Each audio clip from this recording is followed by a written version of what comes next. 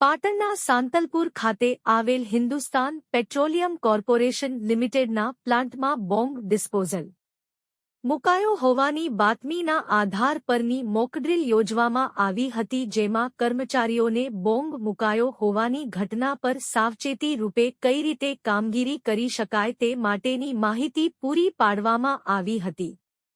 સાંતલપુર સ્થિત Hindustan petroleum corporation લિમિટેડના પ્લાન્ટમાં બોમ્બ મુકાયો હોવાની ધમકી મળી હોવાના આધાર પર મોકડ્રીલનું આયોજન કરવામાં આવ્યું હતું, જેમાં બોમ્બ ડિસ્પોઝલ ટીમ પાટણ તેમના વિવિધ સાધનો સાથે સાંતલપુર પ્લાન્ટમાં પહોંચી હતી. બોમ્બ સ્કોડની ટીમ સાથે એસઓજીની ટીમ તેમજ સ્થાનિક પોલીસ પણ જોડાઈ હતી.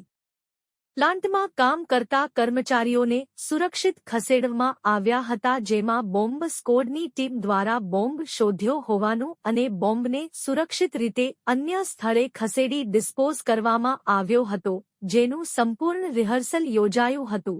તેમજ પ્લાન્ટમાં કામ કરતા કર્મચારીઓને બોમ્બ ડિસ્પોઝલ કરવાના વિવિધ સાધનો માહિતી પણ આપવામાં આવી હતી.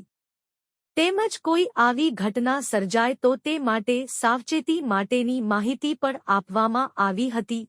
મોકડ્રીલમાં પ્લાન્ટ મેનેજર સુપરવત ધુઆ, આરઓયુ ઓફિસર નીતિન અગ્રવાલ, અરવિંદ મીના સહિત કંપનીના કર્મચારીઓ જોડાયા હતા અને મોકડ્રીલ યોજાઈ હતી. રિપોર્ટર અનિલ રામાનુજ, રાધનપુર, પાટણ.